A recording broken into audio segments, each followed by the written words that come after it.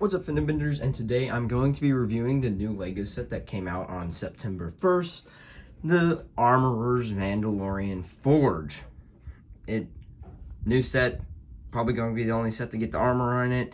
So, and probably Paz Vizsla. So those are two exclusive minifigures to the set that collectors are definitely going to get no matter what.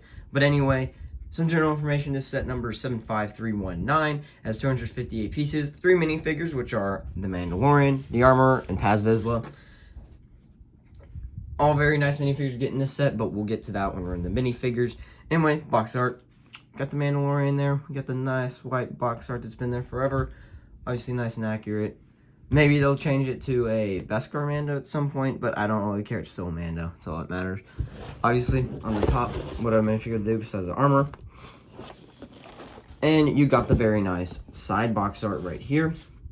Obviously, that is definitely necessary, side box art. And then you got some back things back here, like an opening door, hologram, just some really nice play features and other things that they would show on this box. Otherwise, the box art isn't too dang fancy. It's just your general $30 box with thumb tabs. So yeah, nothing too crazy.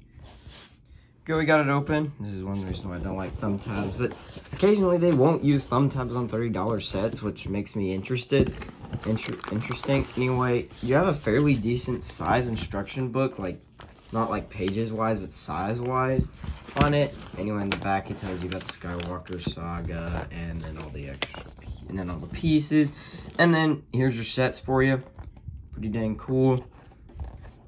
I have 2 of them, but I mean, big deal. And then some sets, even Trouble on Tatooine, which, why are they putting that in child? But okay, why do you want to put that?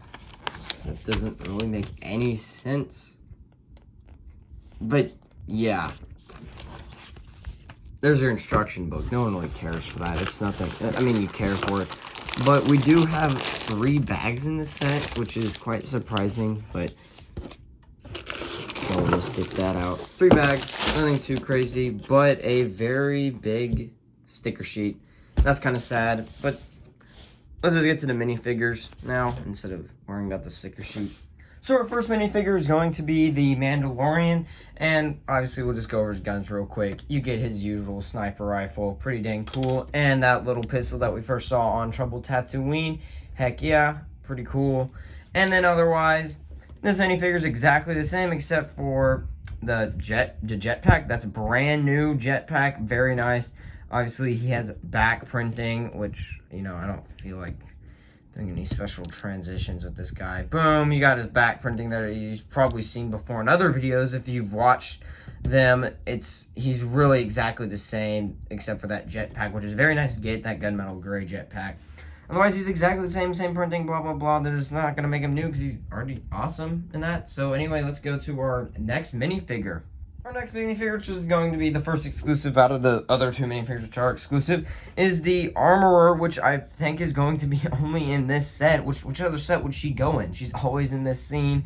She's always here, but let's go over her accessories before we go into her inaccuracy. She gets some little grabby thingy, which is nice to see. You can make it as a weapon as her beating up those stormtroopers. Pretty dang cool. And you do get a hammer, which you do see another one in this set. So you do get plenty of hammers, as you would say. But anyway, overall, the minifigure is nice to get because we've never gotten her, except for the fact that her helmet is extremely inaccurate. It's supposed to have 5 horns, and apparently the helmet's shape is supposed to be different. The helmet shape is supposed to be different, but I don't really care for the helmet shape. But the horns would have been nice to be accurate. But, you know, as Lego would say, most people just remember a lady with a gold helmet and horns on her helmet. They wouldn't remember anything else, you know. It's like the Republic gunship pilot. But anyway, the gold helmet's very nice anyway. Otherwise, it has those failures. But the printing on her chest, very nice. Leg printing, very nice. No arm printing. Back printing's nice. It would have been nice to get a fur cape instead of just a printing, because I think a fur cape was a little bit longer. That'd been cool. And if she had like some little skirt thing instead of just the print of it, little skirt thing would have been nice. Anyway, otherwise, she's a very good minifigure since it's the first one of her. LEGO can definitely improve from this, I would definitely say. So if they come out with another $30 set of her anytime soon, which won't be happening anytime soon, so this will be your best bet for years on end, I bet, to get her. But anyway, let's get to our next last minifigure is going to be Paz Vizsla. Hope I said that right. But anyway, very awesome minifigure. This is my favorite minifigure out of the three. He's just cool. And we'll just go over his gun real quick and the little accessory that you do get on his little backpack with it. Obviously, two-piece gun, very unique gun thing that never seen before. And then you get this clip back here that you see on his backpack. You can clip his gun on there. I think that's a really nice play feature, or just feature to have, so you can have his gun on him still, but not on him. We'll just move that out of the way now. Anyway, overall, this minifigure is awesome. You get this extremely bulky backpack. Bulky, you would say, but he does have it in the show. Very neat. His helmet is... I'll just remove that real quick, just show you it. Boom, really cool. His helmet it is a little bit different than what you'd see in the actual show, but it fits. It's just a normal Mando helmet. But as you can see here, nice blue coloring. Very nice, like, chipped paint look I do like on it. Very nice printing and all that. Obviously, we'll show the front armored piece here. You get the mythosaur there. You get those studs there. Same on Dark Trooper and Wrecker. And we'll just remove his head real quick to show you his back printing and some of the front printing that's blocked. There's his back printing, so some really nice back printing and some really nice front printing there. As you see here, he's a very chipped paint look. Obviously, with this, it makes him look a little bit cleaner. Can't see as much of the chipped paint because of that. But let's get his helmet back on for you. He does have a very nice leg printing. He's, besides the Mando, he's the most decked out minifigure on this set, because she's not as much decked out. But yeah, he's very decked out and looks very nice indeed, and I'm really glad that they added him to this set. Despite the fact that he's not really a main character, but he's somewhat of a main character on the Forge, you would say. And he is just a dope Mandalorian, and just get a few of them. You can just say they're not Paz Vizsla, and they're just a bunch of random Mandos, heavy Mandos. Anyway, let's get to the set now and quit talking about the amazing minifigures here. So this set does offer quite a bit on its little play stuff here, but we're going to start on the outside first because that actually has a little bit. You do get the mythosaur sticker here. Obviously, it has a big sticker sheet, as you saw. It does have this thing kind of jutting out here. Kind of sad. But, you know, the exterior is not really meant for the play, but you can have the play here of them, you know, talking in the hallway. I guess this gives you something to, like, put things on, I guess. Someone just standing there, I don't know. That would be kind of weird. But, yeah, I don't know what you'd really put there. There's nothing that can go on there. That doesn't make any sense for it there. But that doesn't matter. This is a little added thing. Mythosaur. And then you actually do get a play feature with this cabinet here. You can get like a pseudo entrance in here. Boom. Some explosions. Stormtroopers can run in, or Paz Vizsla can run in to save the armorer. Oh no. Or Mando or whatever. Anyway, there's more on the inside of that thing later. But yeah, that's the only thing on these exterior things, you would say. And let's go to the interior now. Here's the interior, and we're going to start with the Forge. You can disconnect it right here. So that's very neat. We're going to start these seats here. You do get a little bit of storage here. You can't really fit anything in this set, not even a Beskar ingot. You can make people sit there. As you can see there, you got studs. So you can have the armorer and the Mando talk while Paz Vizsla comes in and tells Mando that he is not a true Mandalorian for getting Imperial Beskar or something like that, if I remember correctly. But yeah, you can just have them. There you go. Boom. Talkie. I put them on and remove them. Anyway, we get right here a little holder thing to smelt your Beskar, which is not a special ingot. You do get 3 of these things. They're not that special. But you get this little holdy thing. You make the armorer hold it. I mean, it's nothing too crazy. You do get some really nice blue flames here that I put actually in the right order of the build, and it looks very nice and clean. I would say you do that instead of doing it some turned way. And we do get plenty of clips to put things on. So we can take her little tools. Boom. And then you can take like Mando's guns. But there's another way to put the sniper. The sniper kind of goes back in there. But yeah, anyway. You can put his little pistol there if you want. But yeah, anyway, we'll just remove all that real quick. And let's get to the thingy real quick. If you want to reach this fires easier, you can simply move this thing up if you want to get a better reach in, or you can move this around just for that. So I think it's nice to get that, I wouldn't say play, but just some interesting thing. I can see the kids though playing with this thing, is kind of doing something with it. But this actually does kind of look like Darth Vader's chamber. If you know that set, Darth Vader's chamber right there gives you that nice vibe. That nice vibe with that. You do get stickers here of lights, which will move that away. Very nice looking lights there if you get the stickers nice and correct. And so, yeah, you get that. Everything else out of the way. This is your building of the room. Obviously, it's not a complete room picture, but it is a $30 set, so what do you expect? And we're going to start with, you do get some nice 2 lights right here. Looks really cool. It's actually, those lights are kind of on the box art. You remember that. You do get, this is very exclusive piecing, I would say, an unprinted Mandalorian helmet. Obviously, you're not going to be putting it on your Mando. Your Mando is not going to be able to see through it. But yeah, it's pretty dang cool to get. Obviously, it sits up there. You do get some skate thing here that I guess you could say sharpens armor or something. I don't know. It's for something, but it's a nice little tool, you would say. That looks pretty practical in this set.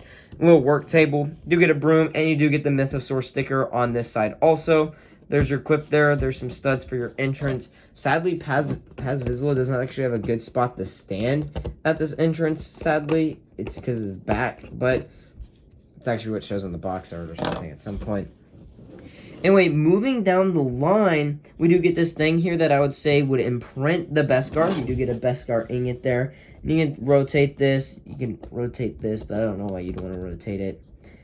And nice little tool thing here. You can remove it if you really wanted to. And you can kind of move it around, I guess. But this is where you'd also store your Mando's sniper rifle. There's no clips, but you can easily put it... You can easily put it like back here, and you can have a temporary storage. It doesn't really work. But yeah, you do get some control panels here as stickers, and you do get, we'll zoom this in really nice, a Mandalorian hologram. I have a theory on this thing, and I'm going to tell you about it in a second. Not right now. Let's finish the set review, and I'll tell you about my theory. Anyway, the one last thing is absolutely this cabinet. We'll just put the cabinet back here and open it up.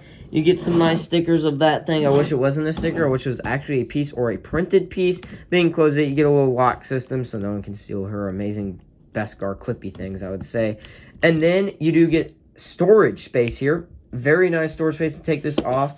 And then we'll just dump out its things. But you do get 3 things in it. A Beskar ingot, a detonator, and a silver pistol for the armorer. You can also put your other ingots in this thing here so you don't have floating ingots like the one that goes in this thing. You can put that bad boy in there, and then boom, you don't have any loose pieces in this set. But I just have the loose pieces in this set because that's what I have. Anyway, let's get to my theory before we get to my theory involves the light cruiser with this set. Why does it? Well, let me explain to you. The light cruiser, upon opening up the entrance here, you get a coffee mug here. This is where Moff Gideon's hologram things happen. We'll just remove this coffee mug and we'll put the Mando hologram here. Boom, you got the reiteration of the episode whenever the Moff Gideon gets talked to by the Mando on his ship. And then this mug can go right. Let me get 2 hands on this. Right here. This is what I think. Lego was originally going to put a mug here, but they accidentally mixed it up and got the hologram instead on the end there and got the mug in there. Personally, I say the mug fits more in this set, but I am going to leave the hologram here because actually in the end, the hologram looks really nice in this set than the mug. And sadly, the mug actually fits way more in this set because of the red. That's the sad part. It's absolutely the sad part. But anyway, that's my theory. We'll just say a Lego theory. And let's go to the overall review now. Overall, I give this set a 9.5 out of 10. That 0.5 is literally just going to be her inaccuracy. You know, it can't be a 10 out of 10 because she's not accurate. I'm just going to say that. Otherwise, this set is a very amazing set. The minifigure selection is awesome. There's like no more. I also have another theory, which I'll talk about like way later in another video, is that $30 sets, a minimum minifigures has to be 3. I just thought of it as like, hey, yeah, that's true, but whatever. Anyway, the minifigure selection is good. The play here is very awesome. Like, I'd say little kids and any kids who've watched The Mandalorian and know these seasons and stuff can have really fun play with smelting the Beskar, just talking and stuff. It would just be fun, and if some added minifigures like stormtroopers, then you would have even more fun. But the display, I would really say it's lacking. I mean, I won't say this set is like amazing display, but I really would think people would be like, it would look nice on display. I would say from like maybe like this standpoint here, you know, you get everything here. I think that would look very nice indeed. But you know, I wouldn't really say it's like display worthy as like, you know, Mos Eisley Cantina display. But yeah, otherwise this set is awesome. There's no complaints with it. Plenty of play, plenty of everything. If you're not, and anyway, that's it for this video. If you like the video, all you gotta do is hit that like button. If you're not offended yet, all you gotta do is hit that subscribe button. We are the fastest growing car crash in America, and bye.